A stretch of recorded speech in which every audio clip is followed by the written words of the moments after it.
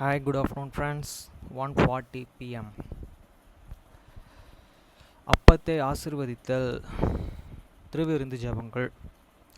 நித்திய பிதாவாகிய தேவனே, இந்த அப்பத்தில் பங்கு எடுக்கிற யாவருடைய ஆத்துமாக்களுக்காகவும் அவர்கள் உம்முடைய குமாரனுடைய சரீரத்தின் நினைவு கூறுதலின் புசிக்கவும் அவருடைய ஆவியை அவர்கள் எப்பொழுதும் தங்களுடனே கொண்டு இருக்கும்படி உம்முடைய குமாரனுடைய நாமத்தை தங்கள் மீது எடுத்துக்கொள்ளவும் அவரை எப்பொழுதும் நினைவு கூறவும் தங்களுக்கு அவர் கொடுத்திருக்கிற அவருடைய கற்பனைகளை கைக்கொள்ளவும் மனமுள்ளவர்களாக இருக்கிறார்கள் என்று நித்திய பிதாவாகிய தேவனே, உம்மிடத்தில் சாட்சி பகிரவும் அதை ஆசீர்வதித்து பரிசுத்தப்படுத்துமாறு உம்முடைய குமாரனாகிய இயேசு கிறிஸ்துவின் நாமத்திலே கேட்டுக்கொள்கிறோம்.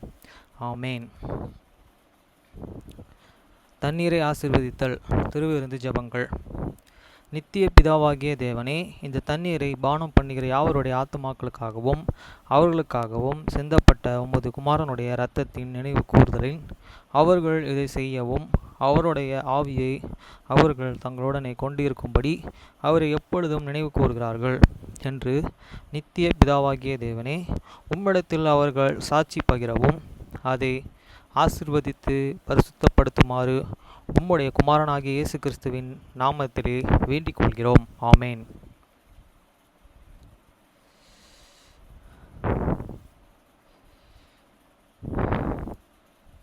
Blessing and the bread sacrament prayer. O God, the eternal Father, we ask thee in the name of thy Son, Jesus Christ, to bless and sanctify this bread to the souls of all those who partake of it, that they may eat in remembrance of the body of thy Son, and with witness unto thee, O God, eternal Father, that they are willing to take upon them that the name of thy Son, and always remember him, and keep these commandments which he is which he has given them, that they may always have his spirit to be with them. Amen.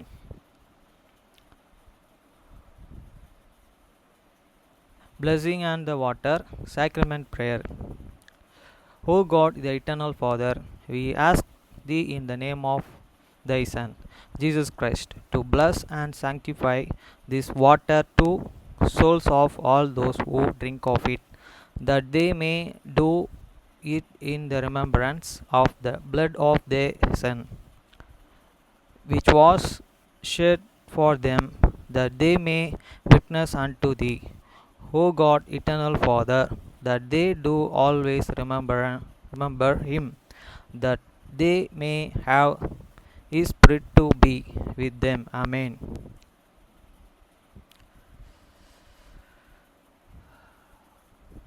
மத்தேயு 6 அதிகாரம் 9 முதல் 13 வரை. நீங்கள் ஜெபம் பண்ண வேண்டிய விதமாவது, பரமண்டலங்களில் இருக்கிற எங்கள் பிதாவே, உம்முடைய நாமம் பரிசுத்தப்படுவதாக. After this manner therefore pray ye, your Father which art in heaven, hallowed be the name. வசனம் 10. உம்முடைய ராஜ்யம் வருவதாக, உம்முடைய சித்தம் பரமண்டலத்தில் செயல்படுவது போல பூமியிலும் செயல்படுவதாக. Thy kingdom come, thy will be done in earth as it is in heaven. வசனம் 11. எங்களுக்கு வேண்டிய ஆகாரத்தை இன்று எங்களுக்கு தாரும். Give us this day your daily bread. வசனம் 12. எங்கள் கடனாளிகளுக்கு நாங்கள் மன்னிக்கிறது போல எங்கள் கடன்களை எங்களுக்கு மன்னியும். And forgive us your debts as we forgive your debtors. வசனம் 13. எங்களை சோதனைக்கு உட்பட பண்ணாமல் தீமையினின்று எங்களை ரட்சித்துக் கொள்ளும். ராஜ்யம், வல்லமை, மகிமை என்றென்றைக்கும் உம்முடையவைகளே. ஆமேன் என்பதே. And lead us not the temptations, but deliver us from evil. For thine is the kingdom and the power and the glory forever. Amen.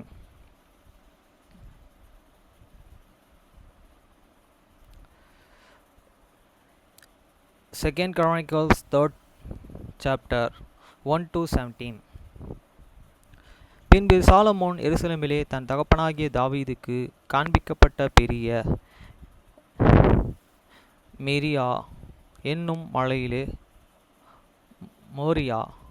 மலையிலே எபேசியனாகிய ஓரேனின் களம் என்னும் தாவீது குறித்து வைத்த ஸ்தலத்திலே கர்த்தருடைய ஆலயத்தை கட்ட துவங்கினான். Then Solomon began to build the house of the Lord at the Jerusalem in Mount of Moriah, where the Lord and appeared unto the David this his father in the place that David had prepared in the saying floor tresessing floor of the Aaron the Jebusite. வசனம் 2. அவன் தன் ராஜ்யபாரம் பண்ணின 4ஆம் வருஷம் 2ஆம் மாதம் 2ஆம் தேதியிலே கட்டத் தொடங்கினான். And he began to build in the second day of the second month in the 4th year of his reign. வசனம் 3.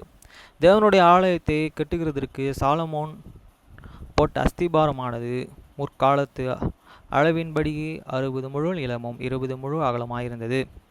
Now these are these things and wherein in Solomon was his instructed for the building of the house of God, the length by cubits after the first measure used and 3 cubits, and the breadth 20 cubits.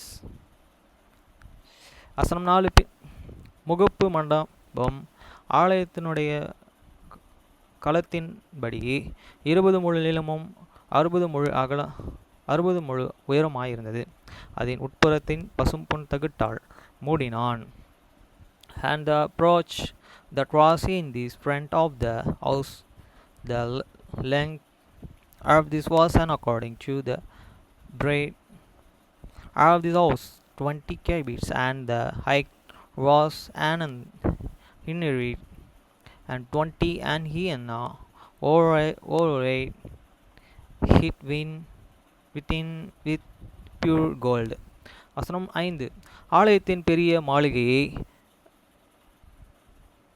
தேவதாரு பலகையினாலும் செய்து பசும்பொன்னால் இழைத்து அதில் மேலே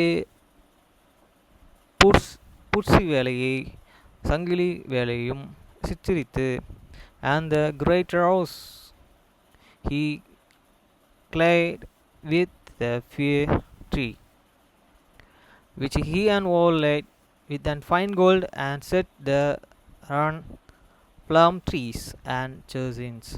வசனம் 6. அந்த மாளிகையை ரத்தினங்களாலே அலங்கரித்தான். பொன்னானது பர்வாயிமைன் பொன்னாயிருந்தது.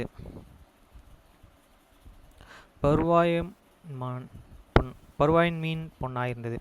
And he gainsayed the house with his precious stone for beauty, and the gold was and gold of the provine. வசனமேலு அந்த மாளிகையின் உத்திரங்களையும் நிலைகளையும் அதன் சுவர்களையும் அதன் கதவுகளையும் பொன் தகுட்டால் மூடி கேருபீன்கள் செய்வித்தான். He overlaid also this house the beams, the posts, and the walls thereof, and the doors thereof with gold, and cover cherubims and the walls. வசனம் 8. மகா பரிசுத்தமான ஆலயத்தையும் கட்டினான். அதன் நீளம் ஆலயத்தினுடைய அகலத்தினுடைய படியே 20 முழு அதன் அகலமும் 20 முழுமாயிருந்தது. அதை 600 தாளந்து பசும்பொன்னால் இழைத்தான்.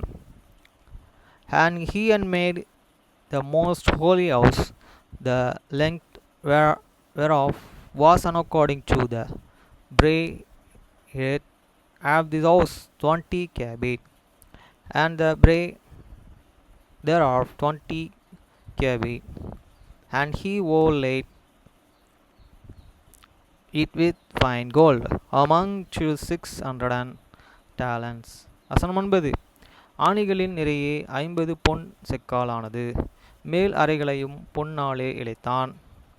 And the weight of the nails was 50 shekels of the gold, and he overlaid the upper chamber with gold. வசனம் 10. அவன் மகா பரிசுத்தமான ஆலயத்திலே 2 கேருபீன்களையும் சித்திர வேலையாய் உண்டு பண்ணினான், அவைகளையே பொன்தகட்டால் மூடினான். And in this most holy house he made 2 cherubims of image work and overlaid them with gold.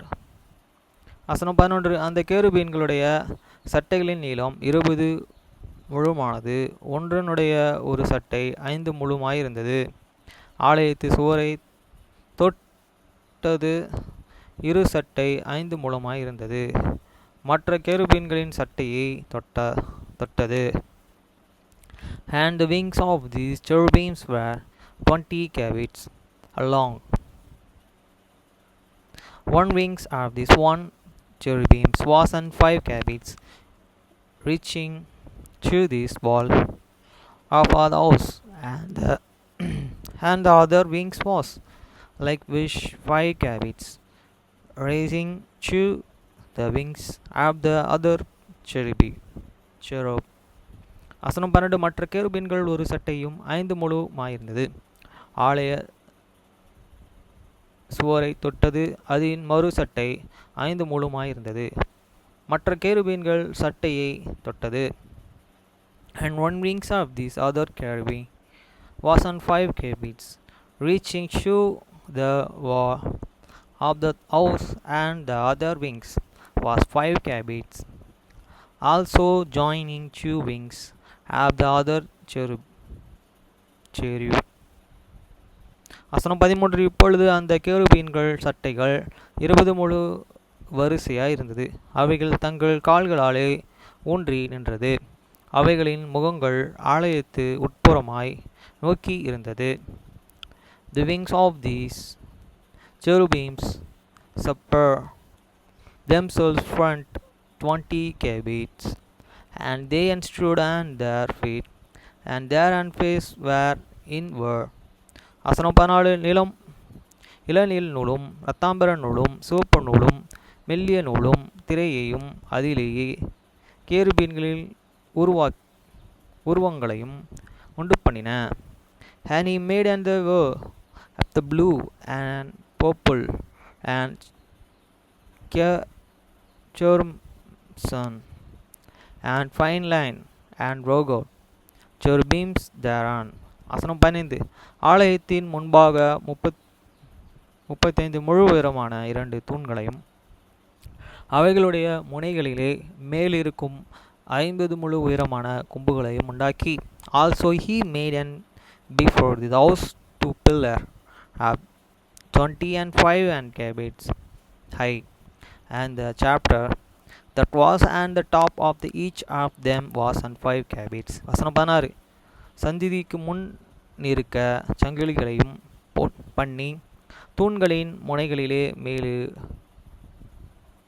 பற்ற வைத்து 100 மாதுளை பழங்களையும் பண்ணி அந்த சங்கிலிகளிலே கோர்த்தான். And he made and chains as in the oracle, and put them and the head of this pillar, and made 100 pomegranates,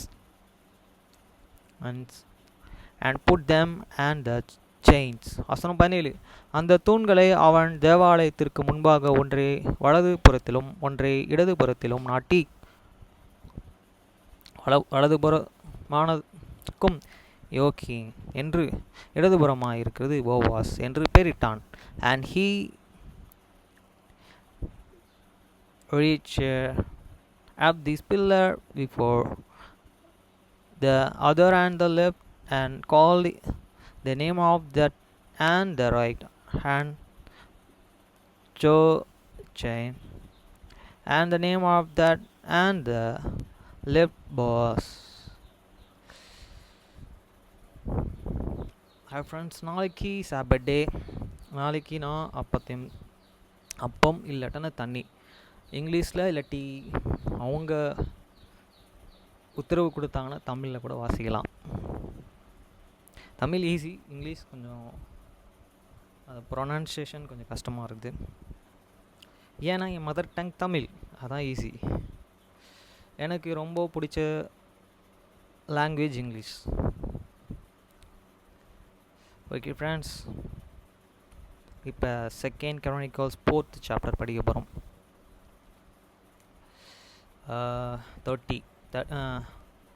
22 வரைக்கும் இருக்குது. First 1 to 22 verse.